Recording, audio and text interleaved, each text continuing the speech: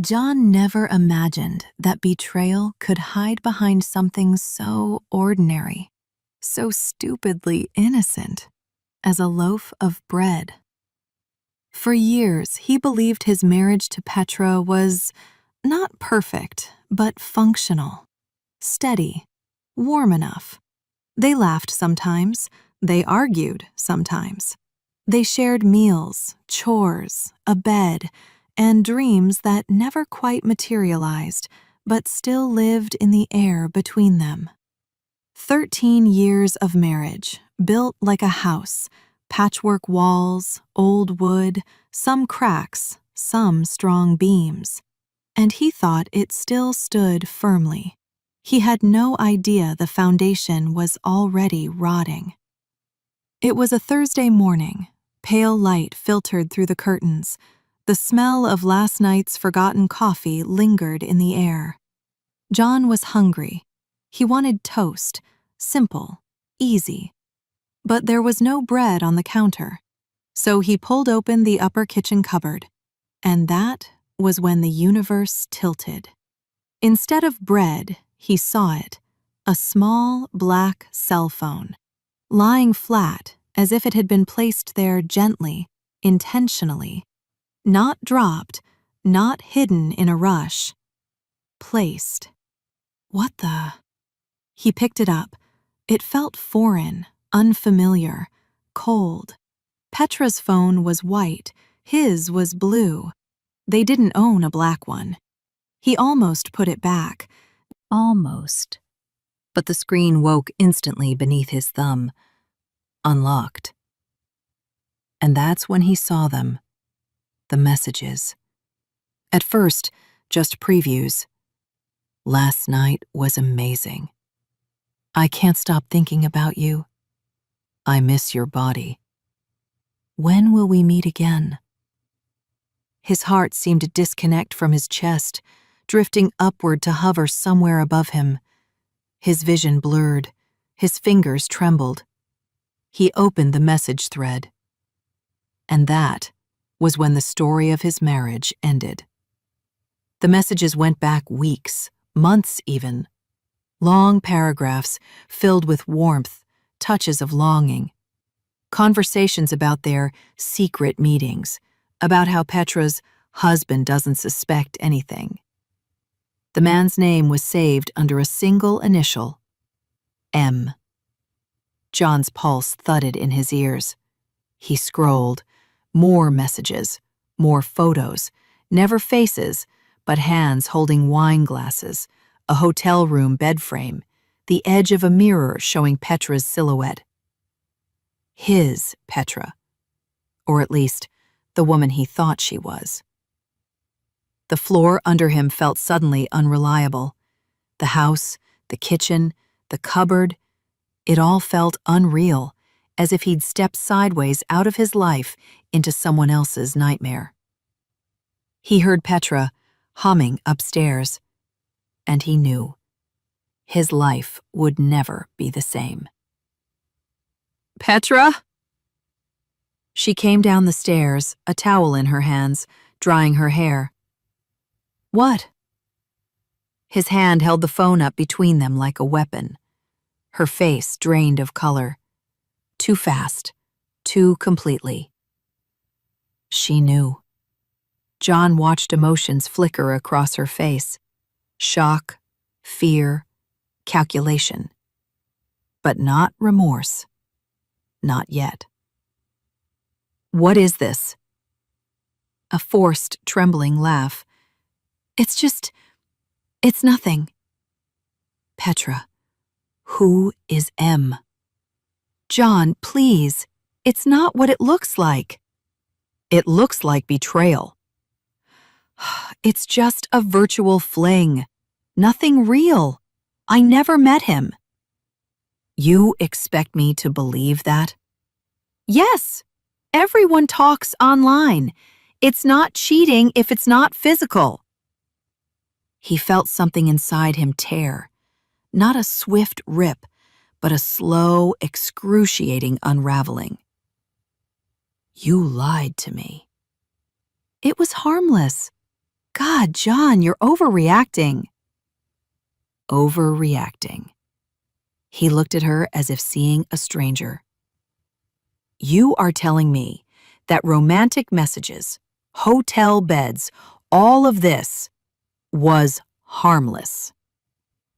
Her expression hardened, as if she were the victim. John, I didn't meet him, okay? Can we just drop this? You always blow small things into big drama. Small things. His marriage collapsing was, apparently, a small thing. And that was when he realized Petra was not just unfaithful. She was willfully blind, emotionally incompetent, dangerously selfish, a liar, and something even harder to forgive. She was stupid enough to believe her lies mattered more than his truth. For 2 days, they said little. Petra pretended life was normal. She cooked, cleaned, scrolled her phone. John walked around the house like a ghost, carrying the weight of that secret phone like a stone in his pocket. He tried to sleep. He couldn't. He tried to understand. He couldn't. But on the 3rd night, he walked into the bedroom. Petra was lying on the bed, reading. We need to talk. Oh, God, are you still on that? That tone, that dismissive, patronizing tone, destroyed the last bit of mercy he had left. Yes, we're going to talk. And you're going to tell me the truth. I did tell you the truth. No. You told me a story. A bad one. What do you want me to say? He leaned his hands on the dresser, steadying himself. Petra, did you ever meet him? Silence. A curl of panic flashed across her face. Petra. More silence. Then she exhaled sharply. Fine. Yes. Once. But it wasn't anything. Not anything? Really?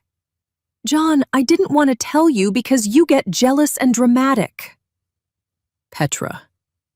She glared. Did you sleep with him? Another silence. Longer. He watched her jaw shift. Her eyes flick away, then back, then away again. He already knew the answer. Finally, she muttered quietly.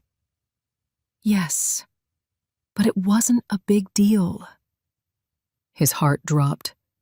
He felt it, a physical sensation like falling inside his own body. Not a big deal. 13 years of marriage. Not a big deal. His trust. Not a big deal. His love. Not a big deal. His entire emotional world shattered by carelessness. Why are you acting like this means the world is ending? And that sentence, those exact words, were the moment he stopped loving her. The next morning, John filed for divorce. He didn't scream. He didn't beg. He didn't rage. He simply walked into the attorney's office and signed his name. Petra, unbelievably, was shocked. You're seriously divorcing me over a fling? Petra, you slept with another man. People do worse. Couples move past cheating all the time. Is that what you think this is? That we can move past the way you lied to me, disrespected me, treated me like a fool? I said I'm sorry. But she wasn't. Not truly. She was sorry she got caught, sorry her life was being inconvenienced, sorry that consequences existed. Petra, you don't understand because you can't. You think love is a toy. You treat trust like it's optional. You think stupidity is an excuse. Excuse me? You heard me. His eyes were tired, so tired. Besides being a liar, you're also unbelievably stupid. For a moment, the world froze. Petra's jaw dropped. She looked wounded, offended, outraged, but never guilty. And that confirmed everything. There was no saving this. In the weeks that followed, Petra sent messages, long, self-pitying ones, angry ones, tearful voice notes, blaming him, blaming M, blaming stress, blaming loneliness, blaming anything but herself. John stopped reading them. He moved into a small apartment with peeling paint and bad lighting, but every night he breathed a little easier. He cooked simple meals. He slept without the weight of lies beside him. He looked out the window and felt, slowly, alive again. Petra once showed up at his door. "Why can't you forgive me?" He stared at her gently. "Because you still don't know what you destroyed." She blinked. It wasn't the cheating. It wasn't the lying. It wasn't the phone or the messages. It was the moment you told me it wasn't a big deal. That's when I realized you never valued me at all. She tried to speak, but no words came out. For the first time, she looked truly small, truly ashamed, truly lost. But it was too late. He closed the door. Healing took time. Some nights, John cried quietly into his pillow. Some mornings, the loneliness felt like a knife. Some afternoons, he replayed moments, wondering what signs he missed. But eventually, the pain lessened. The world became wider. Colors returned. He learned to smile at strangers again, to laugh at movies again, to trust himself again. And one day, months later, John stood in his small kitchen, reached into the cupboard, and pulled out a loaf of bread. Nothing else was there. No secret phone, no lies, no hidden betrayal.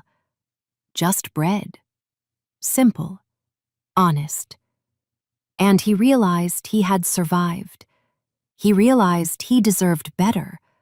He realized love wasn't supposed to feel like suspicion, confusion, or emotional starvation. Love, real love, was honest. It lived in the open, not inside a cupboard, hidden behind groceries. And with that realization, John finally closed the chapter of Petra and opened a new one for himself. A chapter built not on lies or invisible men, but on truth, on healing, on hope. And that was the greatest victory of all.